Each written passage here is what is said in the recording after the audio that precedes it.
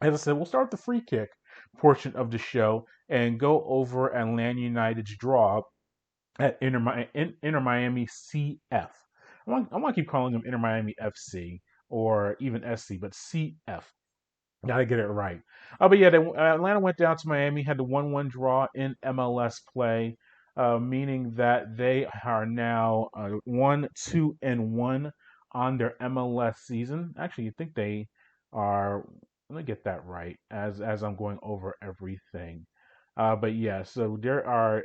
So they second consecutive. Let's see. So now their regular season record, and it is confused. They're 1-2-1. I was correct. Yeah, 5 points so far on the season. Very condensed schedule for Atlanta United. They have been not only playing in MLS regular season, they have been, or they were in the CONCACAF Champions League. So they have been playing a lot of matches. That was their fourth match in 11 days that Atlanta United has been involved in. Yeah, so they played on the 9th, which was yesterday as we're recording on Sunday. They also had that match at Philadelphia on the 4th, the previous week, when they were eliminated from the Champions League tournament, and they had two matches the week before that in that 7 day span. So heavy legs for Atlanta United, but were able to earn the 1-1 draw. Here is manager Gabriel Heinze on earning the point in Miami. Bueno, creo que los primeros 45 minutos el equipo estuvo muy bien. I believe the first 45 minutes the team did well. Ahí tendríamos que haber sacado una diferencia más. I believe that in this first half we should have scored even more. Y el segundo tiempo nos ha costado por muchas razones el mantener esa intensidad. But in the second half we struggled to keep this intensity. Hemos pagado el poco descanso y la temperatura, que es algo que es muy difícil de poder recuperarte, ¿no?, en un partido. Also, we struggled to the temperature and the short amount of time of recovery after the last game. Yeah, and Atlanta were able to get on the board first in the contest, and it was a big moment for Atlanta United, the franchise, and the supporters, as Josef Martinez scored his first goal since returning from the torn ACL injury, which he sustained last year. Really good play by Emerson Hyman, who received a pass from Jake Moraney on the right side of the goal. He passed it into Martinez inside of the penalty box.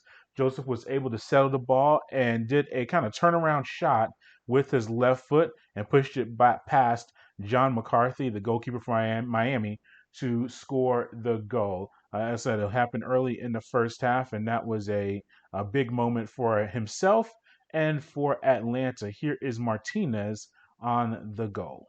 I have a lot of things in my mind, but my first thing is go to the doctors, because they spend a lot of time with me, and they deserve it. So that's why. And I said it was a very clinical strike by Joseph Martinez, and I'll get to the statistics later on and how long it had been since Martinez had scored an actual goal. But here is Heinze on that goal and what it meant for the team. Es algo muy bueno para José después de tanto tiempo. Something very good for Joseph after a long time. Y siempre para el equipo es bueno. And always for the team is good too. And finally, Brad Guzan, the team captain, he has some thoughts on Joseph Martinez's goal and what the impact was for the team. Yeah, I mean, it's huge, but I think more importantly, it's huge for him to get on the score sheet from a confidence standpoint. As you said, I think everyone knows he's probably not 100%. I think he's admitted that, but he's working his way back to 100%. We've told him, I've told him to, take it one game at a time, gain that confidence with every play, with every turn, with every challenge, every tackle. And now we can say every goal, because I thought he took the goal fantastically well. To take a touch, almost kill the ball right there and turn and shoot. That shows you where his mentality is at in terms of putting the ball in the back of the net. So hats off to him for sure.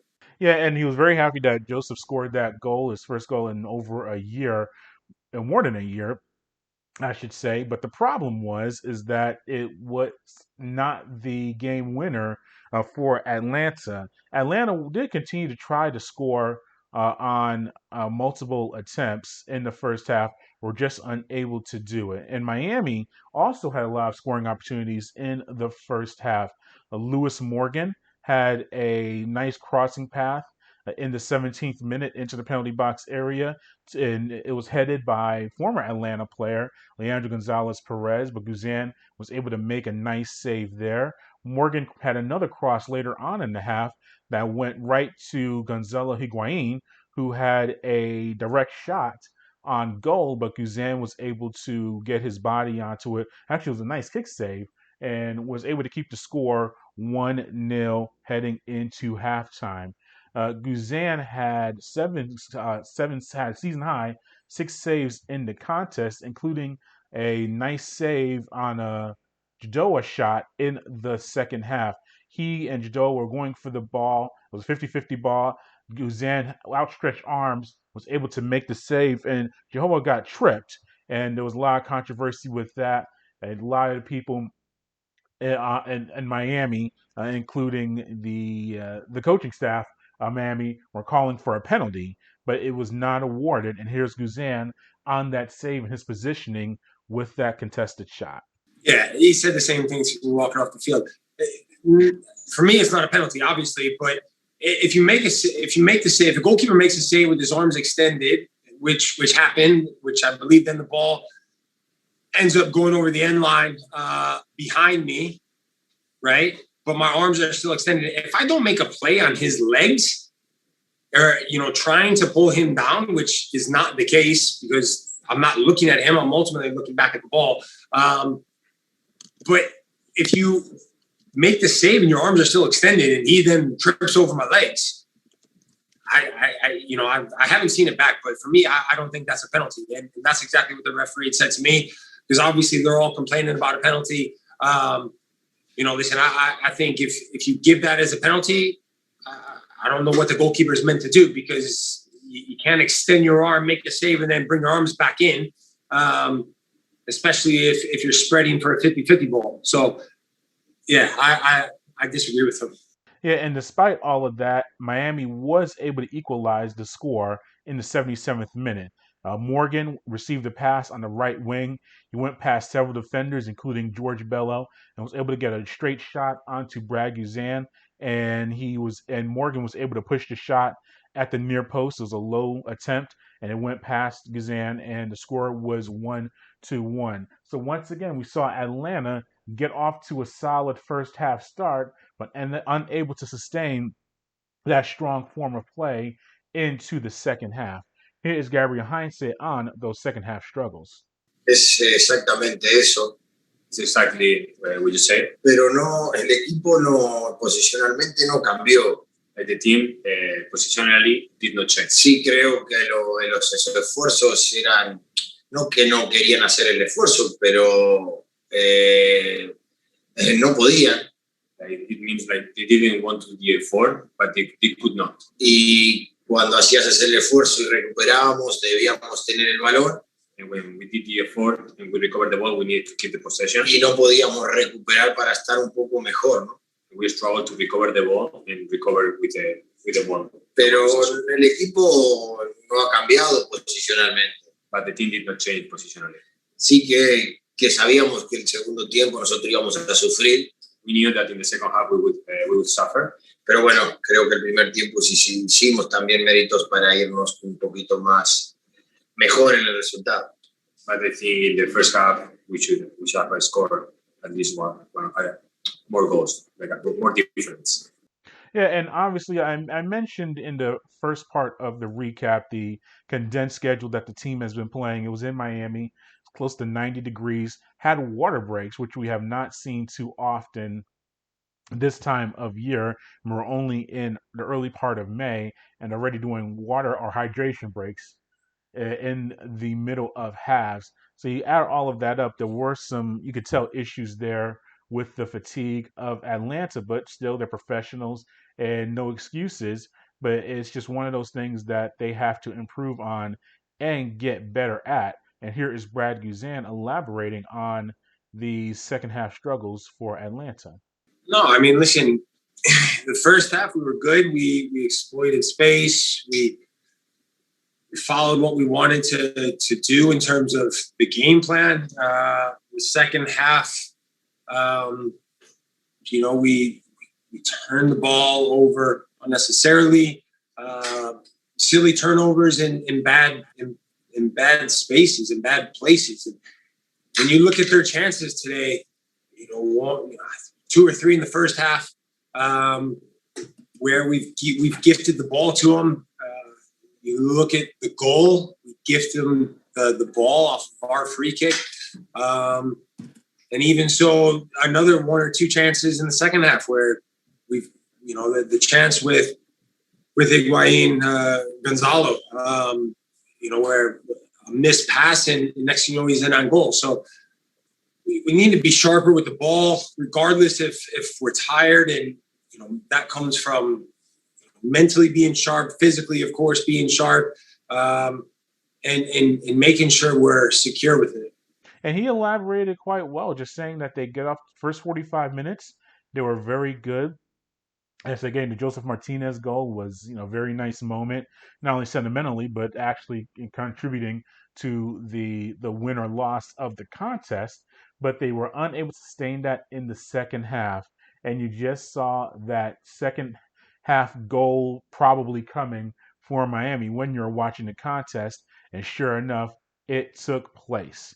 But for Joseph Martinez, we'll wrap up the recap on this. It was his first Atlanta United goal in general since since last year, February of 2020. So more than 400. It was 440 days since his last goal for Atlanta United, and he scored that in the CONCACAF Champions League against Motagua. His last MLS goal came in 2019 against Philadelphia in the playoffs. So that was 564 days since his last MLS goal. His last MLS regular season goal came on October 6, 2019 against New England, and that was 582 days ago. So more than a year and a half since his last goal in the regular season as far as MLS play.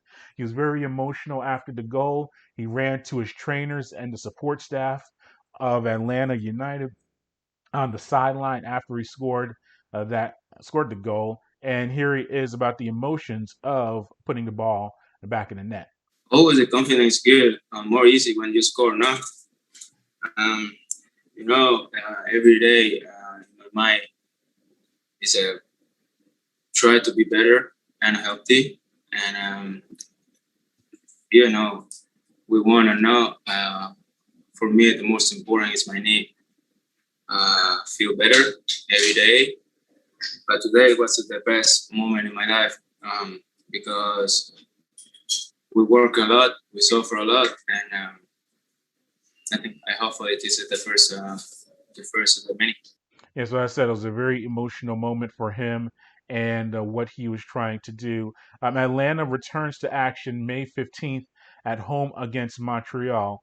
Just looking around the MLS, just looking at the standings overall, we saw Seattle able to earn a win over Portland. So Seattle right now has 10 points, which is the most in the Western Conference. We saw that LA Galaxy able to get a win over LAFC on Saturday. Yeah, and you look at the Galaxy, they're 3-0-1 on the season, off to a very solid start. Chicharito with 5 goals so far this season, which is a really good start, for him. LAFC 1-2-1 to start their year, which is pretty below their standards. The Austin FC, not too bad of a start for an expansion team. They have 2 wins and 2 losses on the year. They were leading the majority of their contests against Sporting Kansas City, yesterday, but they allowed 2 goals in the second half, and that hampered the attempts of Austin to get a road win. But yeah, you see what they're doing there. And then East, you have New York and Orlando. They had a draw. New York Revolution, I should say, New York City FC and had a draw against Orlando, and they have 7. NYCFC has 7 points, along with the Revolution, who are 2-1-1 on the year. So those two teams are at the top of the Eastern Conference as far as the standings go. Yeah, so Atlanta finds itself in the bottom. Well, no, they're in the mid table as far as the Eastern Conference goes. But it's very early in this season, and as Atlanta finally gets a break of not playing a game for 7 days. So that'll be very beneficial to, actually it'd be 6 days technically, but still no midweek game for Atlanta, and that'll be very beneficial for them as they move on through the season.